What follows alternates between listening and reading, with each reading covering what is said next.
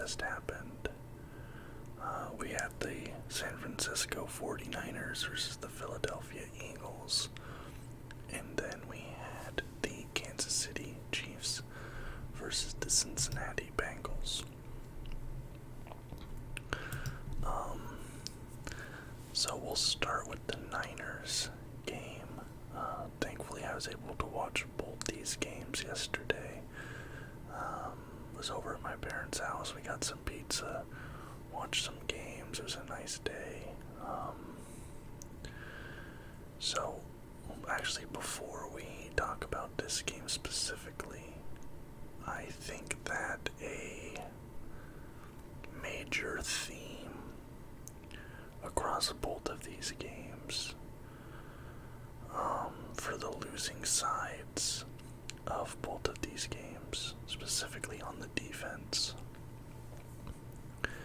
is discipline and a lack thereof. Now specifically, let's talk about this Niners game, Niners-Eagles. What do I mean when I'm saying lack of discipline? Why is that a central theme here? The Niners on defense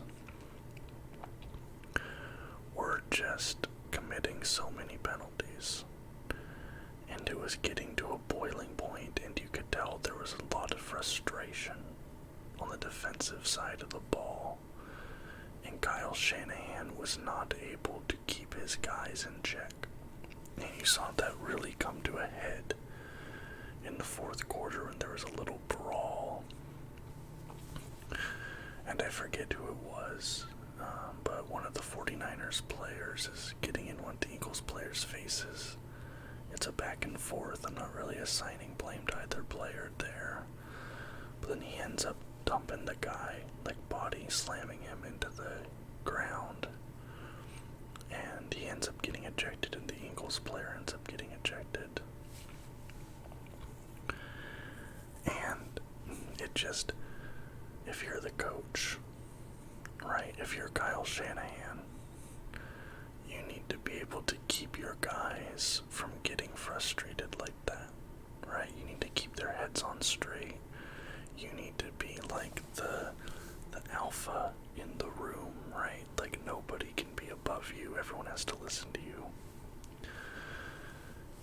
And especially in that fourth quarter, but for a lot of the second half of this game, the 49ers defense was visibly frustrated, and stupid penalties, stupid mistakes. They're not as stupid as some of the penalties and mistakes made in the other game.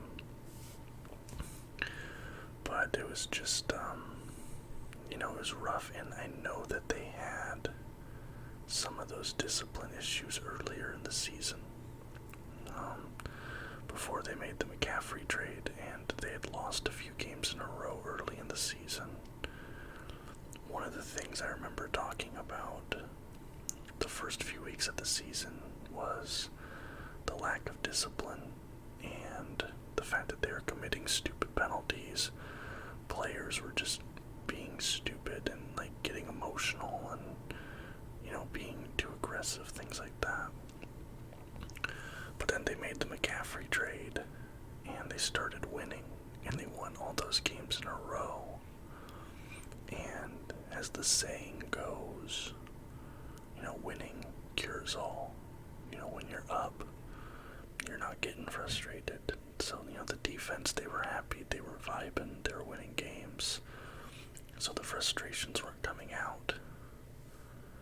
But then when they started getting that pushback, and when they were on the back foot, and they were losing, that frustration came back up. And I don't want to be like, oh, their true colors came out or something like that, because you're a professional athlete, you're invested, you're competitive. But when push comes to shove and things get hard, that's when, it either makes or breaks you as a person. And there were some players on that Niners defense where when that pressure was, escalating, and they were on their back foot, they were losing. It made them frustrated, and they started playing stupid and reckless. Now, the Niners also, in this game, they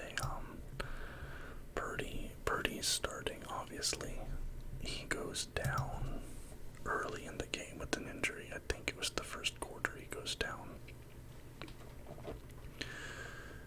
They said it was an elbow issue. We learned today that it was a complete tear of his UCL, which is rare for an NFL player. You see that mostly with baseball pitchers. He's hoping to avoid Tommy John surgery, hoping that he'll be able to be ready for the start of next season, but you never know. That's a rare injury for an NFL player, and you don't know what he'll be able to play like. If he'll be the same player after the surgery, so we'll see what happens.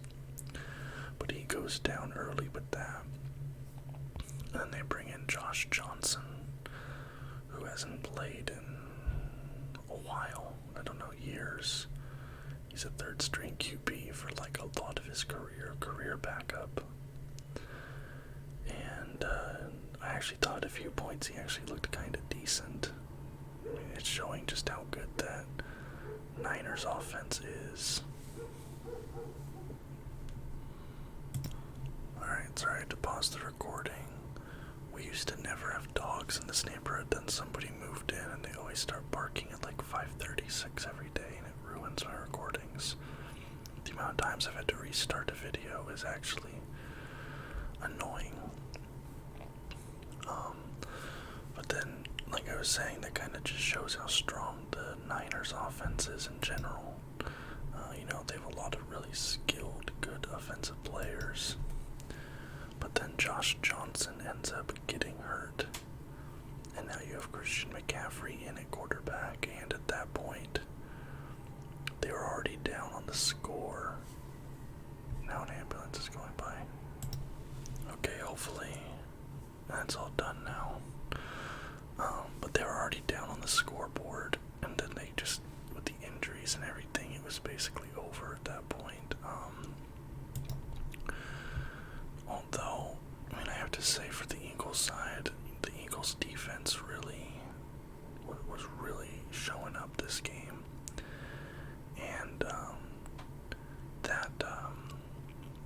what was it? They forced a fumble, I believe it was on Josh Johnson. They forced a fumble on at the end of the second. Going into halftime, they were already up 14-7. Or excuse me, they were up 14-7. And then with just under 2 minutes left, I believe they sacked Josh Johnson, force a fumble. And then Philly gets the ball back, and right before halftime they get another touchdown to go up 21-7.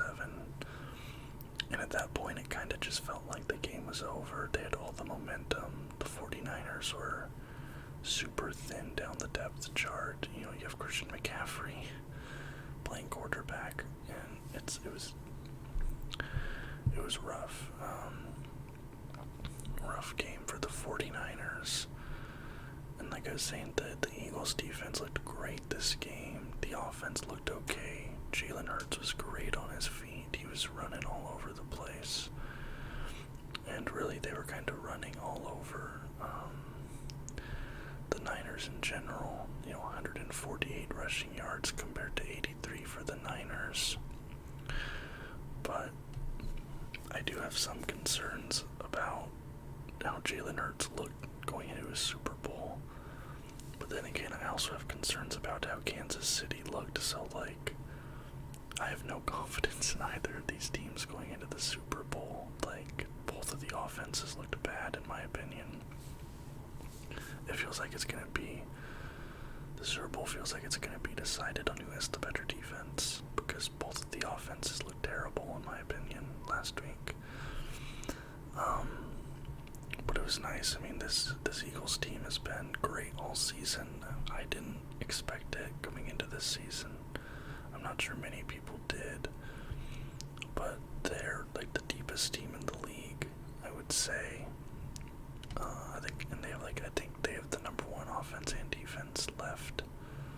Well, even going into this round, they had the best offense and defense, but compared to Kansas City, I believe they're better on both offense and defense statistically. And while we're at it, I have to say Christian McCaffrey is probably one of the most skilled players in the NFL, right? Dude can run, dude can receive, and dude can play QB. He didn't play QB well, I have to say. Like, he was underthrowing a lot. He was missing some reads a lot. They kept pointing it out on the broadcast, but this kind of felt like just a wire-to-wire Philly win. Let me pull up the stats here because since so many people played. Final score 7-31, by the way. I realize I didn't say that at the top. So for the 49ers, Josh Johnson goes 7 completions on 13 attempts, 74 yards, no touchdowns, no picks. Brock Purdy goes 4 completions on 4 attempts, 23 yards, no touchdowns, no picks. Christian McCaffrey goes 0 completions on 1 attempt, 0 yards, 0 touchdowns, 0 picks. I thought McCaffrey threw the ball more than that. I feel like I remember him throwing the ball at least a handful of times, but obviously I was wrong. Jalen Hurts goes 15 completions on 25 attempts, 121 yards, no touchdowns, no picks. But yeah, Gainwell and Sanders, man. Gainwell and Sanders for the Eagles, those guys are dogs, especially Gainwell. I feel like every time there was like a big play, I would hear the announcer say Gainwell's name. He was just running rapid out there. So I got that prediction right, and now for the one I got wrong. Bengals versus Chiefs, and man, this was an ugly game. That Cincinnati O-line might be one of the worst offensive lines I've ever seen in a playoff game. Joe Burrow got sacked 4 times in the first half. He was pressured basically from the second he got the ball. And Kansas City lost like one of their best defensive players in like the first drive of this game, and it didn't matter. Like, Joe was still just getting pressured. And he still made some big plays. T. Higgins made some really nice plays this game with Joe Burrow. Jamar Chase, it felt like he was nowhere to be seen. That was kind of weird. But yeah, dude, that Cincinnati needs to go all in on the offensive line this offseason because, I kind of stopped paying attention to this game partway through, and then, it just kind of got interesting at the end, but, yeah, basically, Kansas City, even though the score was close, but it felt like Kansas City was always going to win this game, just based on how bad that offensive line looked. 23-20 is your final score in this one. Like I said, that first half, Burrow was just getting lit up. And the thing is, like I said, kind of what I touched on already, neither offense of the winning teams looked that good. Like I said, Jalen Hurts didn't really have that great of a game. He wasn't even asked to do that much, and that's exactly what I said last week. When they played, who did they beat to play the Niners? They beat the Giants. I said the same thing. Jalen Hurts was not asked to do very much, and this week it felt like he wasn't asked to do very much. And then Mahomes got a lot of yards. He got his 2 touchdowns, but if you actually watched him play, if you were just watching him play, you could see that he was slow. He couldn't really scramble. He couldn't really move out of the pocket too much. No, he didn't really need to, because he had all day back there.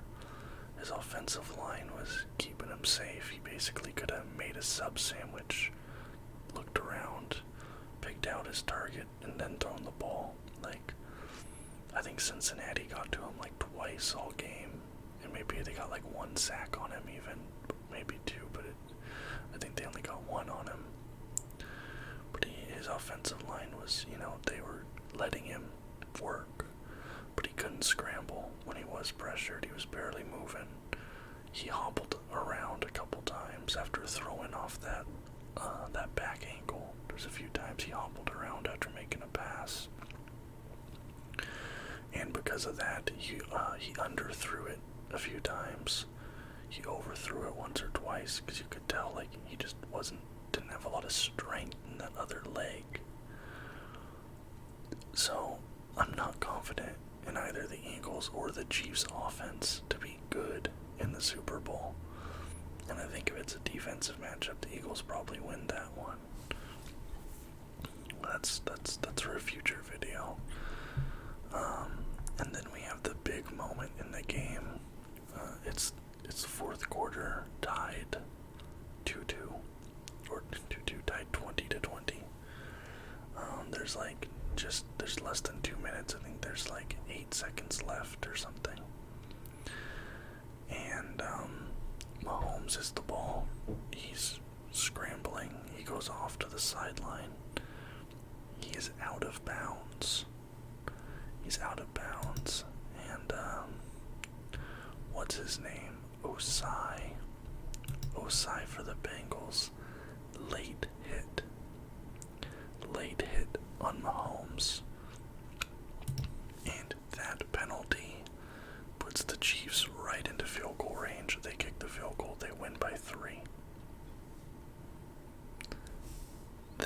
This is what I'm talking about with lack of discipline being the theme of these two games. And the problem is he immediately knew he messed up. You see him on the sidelines, he's like breaking down in tears. He didn't go to the locker room. His team went back to the locker room. He was just sitting on the bench crying. There's video from the locker room of one of his teammates walking into the Bengals locker room, like cussing him out, saying, "Why are you even touching the quarterback? I'm not gonna be here next year. This is my last chance at a ring." Like, just that's basically saying, like, I hate this guy for touching the quarterback. Because you can't touch him. He's out of bounds, you can't touch him. And he went in on him hard. Like, Osai, went to the bench, probably injured himself. That's how hard he went into Mahomes. So that, some people are saying he lost them the game. Well, yes, he did, technically, but they also had 3 and 8/10 quarters to score more points. The O-line could have not let Joe Burrow get sacked 1,000 times. The receivers could have not gotten picked off, things like that. He didn't lose them the game in the roundabout sense because the Bengals just weren't good enough, especially on offense, to win. But in the specific sense of his actions put the Chiefs into field goal range, yes, he did lose them the game. But yeah, that was just that guy. He's probably not, I don't know what he's gonna do. And you have to wonder, that locker room, I feel like just based on the mood in the locker room, you probably have to get that guy out of there. He can't be on the team. Because speaking as a Seahawks fan, I know what big blunders like that in big moments can do to a locker room, and it completely kills them. I believe it was Richard Sherman talked about after Russell Wilson's interception in that Super Bowl against the Patriots. The locker room was basically dead. Nobody was talking to each other. Everyone was pointing fingers at each other, and that's why everybody had to get traded away or move away in free agency. I think Richard Sherman, the quote he said was if we ran that ball and Marshawn got the touchdown, we would have won the next 3 Super Bowls. But because Russ threw that pick, the team had to be blown up. I think something like this Osai thing, this can break a locker room. So that's something that the Bengals have to be cognizant of, especially with Joe Burrow about to get the biggest contract in NFL history. So it's already going to be more difficult to build a team, right? Because recent years we've seen, like, you have to have a quarterback on a team-friendly deal or on a rookie deal to win, because you need to invest that cap space into your skill players, your defense, right, your other positions. When you have a quarterback taking up 25-30% of your cap, you can't build a winning team, and that's what Joe Burrow's about to do. And because Joe Burrow's getting that big contract, that means that Josh Allen is going to go from $16 million a year to $40 million a year. And Mahomes is going to go from $35 million a year to $46 million a year. So these teams are going to, because they have contracts where their contract is based off of other QB contracts and percentages and stuff. So this is it's gonna be interesting to see how these teams adjust. For the stats, Joe Burrow goes 26 for 41, 270 yards, 1 touchdown, 2 picks.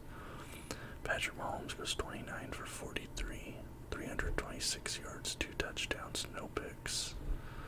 And the Eagles and the Chiefs are going to be meeting in the Super Bowl.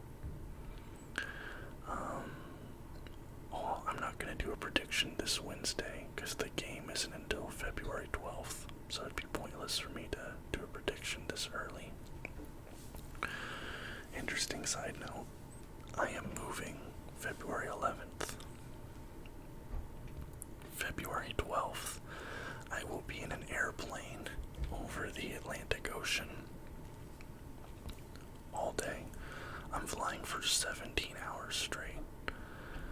So I actually am not going to be able to watch the Super Bowl this year. So I don't know how I'm going to be able to review it.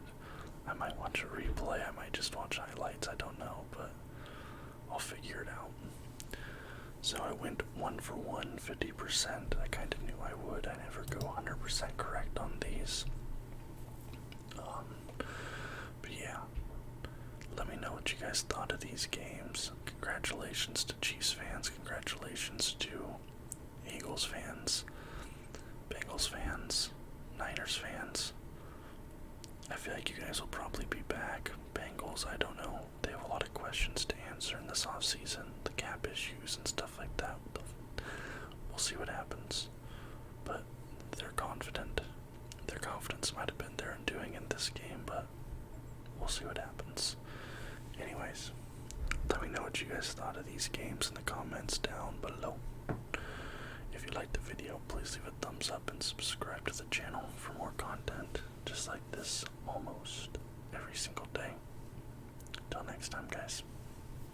Bye-bye.